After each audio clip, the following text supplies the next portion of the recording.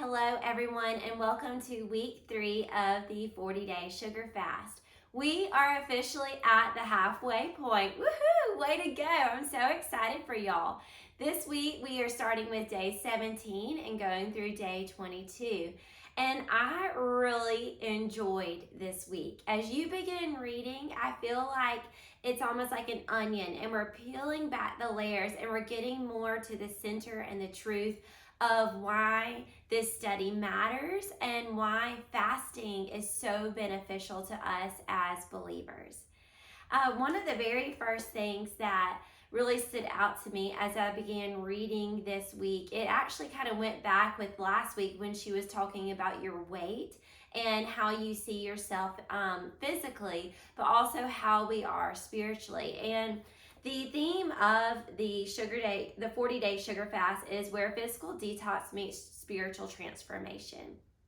And I think there's a really great reminder for us that yes, over the course of this fast, especially cutting out sugar, you might begin to experience some differences in your body. Your genes might be fitting a little bit better. You might be seeing reduced inflammation within your face, and you might even be experiencing a little bit more clarity, more energy, less brain fog, and all of that is fantastic. That's huge. That's showing that your body is responding to cutting out this sugar. But one of the things that I think we all need to be aware of is, yes, while we might see physical results, it's still ultimately about what is our spiritual transformation that is taking place. And I think why I love faith and functional nutrition and how it pairs together so beautifully is you see things physically, but then also how are we being led spiritually to receive that clarity. And I don't know about y'all, but I really want to be honest and transparent with you because I feel like if I'm not putting myself out there, then you're not going to have that space to feel like you can either. And over the course of the first 2 weeks, the Lord has really been speaking to me. And this past week, during week 2, I was really stressed. And I was having some stuff going on with my family, just being a parent. And being a parent is really hard. And I was just in tears. I felt guilt and I felt shame. And I know that wasn't intentionally probably supposed to be put on me, but I felt it multiple times in one day, and I just did not go to sleep feeling well. I woke up the next day and I immediately shared with my coworkers how exhausted I was from this situation, and I was just crying. Like I was physically, my body was just so turned over by the stress and the shame that I was feeling. I'm kind of going to get emotional just talking about it now. And I am going to be transparent with you. I broke my fast on that day. It wasn't a Sabbath, and I broke my fast. And I realized, like, I knew I was breaking it. Like, I intentionally chose, like, I told my husband as I was making the chocolate chip cookies that I was breaking my fast. And you know what he sweetly responded with me to? He said, Kristen, you're learning from this, and this is what grace is about. And to me, in that moment, that was the best news that my spirit needed to hear. And while I knew I felt like I was breaking the rules. I'm not going to lie. I felt like, oh no, is God going to judge me? Is God going to condemn me? Is God going to cast blame and shame on me? And that night when I went to bed and I was reading, scripture and just really going to the Lord in prayer, just God, I'm struggling as a parent right now. I feel a lot of shame. He did not make me feel ashamed. He made me feel loved, and he wrapped me up and he drew me in. He said, Kristen, it's going to be okay. And I didn't feel guilt from him because I made the decision to have that cookie. But it was as I was going to bed that night, I'm not going to lie, I did not sleep well. I wrestled with my body. I knew my body was off because I had chosen to have sugar late in the evening, and I began to experience these rushes of this cortisol, and my blood sugar balance was off. So even though I chose it, it was a reward in the immediate, it still wasn't good for me in the long run. And this is a sidebar. It's not direct scripture with the 40-day sugar fast, but I've also been reading. I'm kind of doing the Bible in a year, and I'm in the part where the Israelites are, in Numbers, and we're getting to this place where the Israelites were so frustrated with the Lord because all they had was manna. For like 2 years straight, all the Lord had given them was manna, and they were complaining to God about this manna. And why can't we just have meat? Why can we not just have meat? And the Lord said, you know what? If you want meat, I'm going to give it to you. And he came in, he gave a quail storm, and some people died because there were so many quail coming through. And then there's quail upon quail upon quail, and all they had was meat. And he said, I'm kind of summing this up. He said, I'm going to give you so much meat, you're not even going to crave it anymore. And so then the people had this meat, and they were like, oh, I kind of wish I had that manna again. And this was right before they went in and spied the first time to see if the land was ready for them to take, the land filled with milk and honey.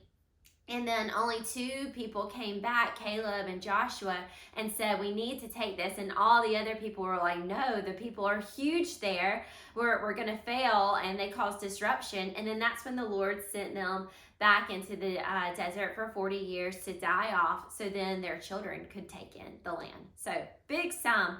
But all this to say is, I feel like sometimes we crave sugar and we say, oh, I'm so tired of eating whole foods. I'm so tired of eating this apple, or I'm so tired of eating these almonds.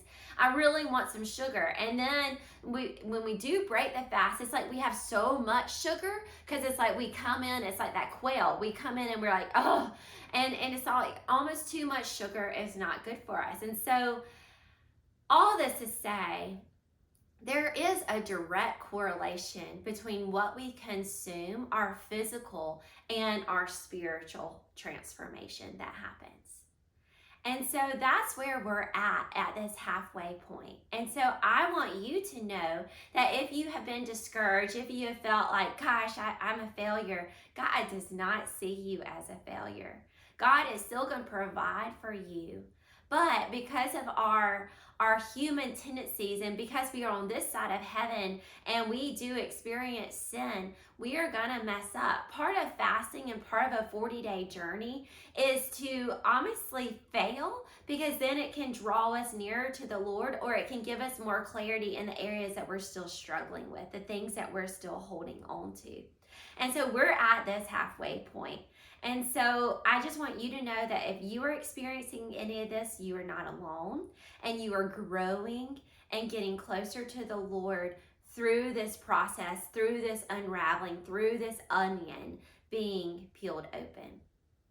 I also want to talk to you today about your adrenals and what adrenal dysfunction is. She mentioned this a little bit in this upcoming week, and I was so glad that she did, because I have actually done a lot of research on adrenal dysfunction over the years as I've gone through my functional nutrition training to become a coach for this. And basically, adrenals are part of our cortisol. They are part of our hormones, and they produce cortisol. Our adrenals sit above our kidneys, and so they produce cortisol, progesterone, estrogen, a lot of the major hormones that come and help us stay calm and make our body function. And what's really cool about our hormones, and again, this is something that we can go into one-on-one. I can give you a little bit more feedback in the group this week on our Wellness Wednesday about adrenals. But basically, inside of our brains, we have our pituitary gland, which is in the back of our head, and our hypothalamus. And these are like the control center that releases hormones to be distributed throughout our body. So think of hormones. I know this is so silly, but almost think of hormones like Tic Tacs, and like the little mints. And you know how they come in the box? And so think about them all like being made up here. And then it's like the little Tic Tacs are just going down throughout your body. That's what I think of. And they're little triangles, so they're not even the shape of Tic Tacs. I don't know of a triangle candy. But that's what I think of when I think about the hormones being distributed throughout. So the hormones are distributed throughout, and then they help us function. But what happens with our adrenals and how they sit on top of our kidneys, a lot of times if there's a disruption, it's usually in this HPA axis. And so going from the brain to the adrenals, and it affects our gut, which we talked about last week, our liver, so gut, liver, and kidneys. And so those are usually the areas that we really need to focus on, especially when we're in a sense of heightened stress. Now, I don't know about you, but I have been in a state of stress, and it gives you that fight or flight mentality. And so we have to get back to rest and digest. And so that's where the adrenals really begin to function or dysfunction. And so if you have mood swings, if you're craving sugar, if your blood sugar balance is off, if you're experiencing depression, anxiety, exhaustion, and fatigue, you might be experiencing headaches as well. All this could be related to adrenal dysfunction.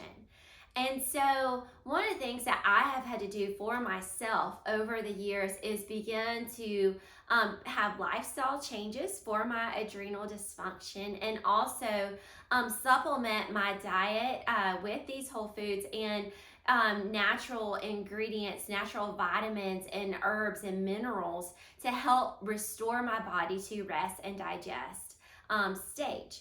And I'm happy to say that I've made great progress with this. And one of the big things I've done is cut out sugar, gluten, and dairy. She also mentions, I'm going to talk about this briefly. Again, this could be a whole thing, but this week she touches on alcohol.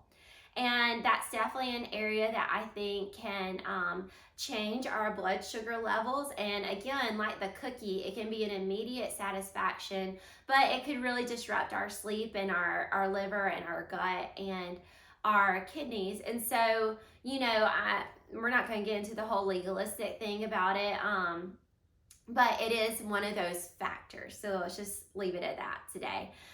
Again, we could do a whole talk on so many things. I just wish we had more time. And that's really where one-on-one comes in, and where we can look at things directly and through some group coaching as well. And so I'm getting there. But for today, I want to focus on these adrenals. And what I have found to be helpful with going into a whole foods diet and focusing on my sleep is adding in vitamins and minerals through supplements that are primarily affecting my B vitamins and magnesium. And so I have found supplements, also green tea, sorry, that's one of the ones, because that's a natural caffeine that helps with those blood sugar levels. And so I have found supplements that work for my body, and they are part of my wellness routine. And yes, it's an additional cost, but I factor it into my family's budget when I'm looking at my grocery budget. And basically I add in an extra $5 a day. And so instead of spending that $5 at the, concession stands at the soccer games for myself, I spend that $5 on my supplements. So when I go to a ball game, it's very rare that you'll see me buying from the concession stand, simply because I'm saving that $5 to buy my supplements. Now, every now and then, if it's a Sabbath, you might find me with, a little treat. But most of the time, I'm not going to buy from the concession stands for myself. I would love to get to a place where my kids aren't consuming all the junk and the fries and the candy. We're not there yet, but we're a work in progress. And so that's where I'm choosing to save right now, because I'm literally at the ballpark 3 nights a week. And so that's $15 just through those nights that I'm saving, and I'm applying it towards my supplements. So if that helps you make the jump for self-care to kind of focus in, yes, you're already cutting out things, but like we've said in other videos, you've got to replace it. And so if you're, choosing not to have that Coke or those M&Ms or the Sour Patch Kids or the Skittles or whatever else, even the pizza. I mean, I love pizza, but do I need it on Tuesday night always? No, sometimes. Anyways, I digress. But I have really focused in on that. So supplements, sleep, and self-care with stress levels. And y'all, I'm a work in progress. There's still a lot I need to do to my schedule, this third one. And that's really where the Lord has me right now, and what I'm praying through during this 40-day journey is how can I reduce some stress in my life so I can be more present and helping my kids with the parenting struggles that we're experiencing. So, this was a big video. This is a big week. I hope y'all enjoyed this. I hope it was helpful.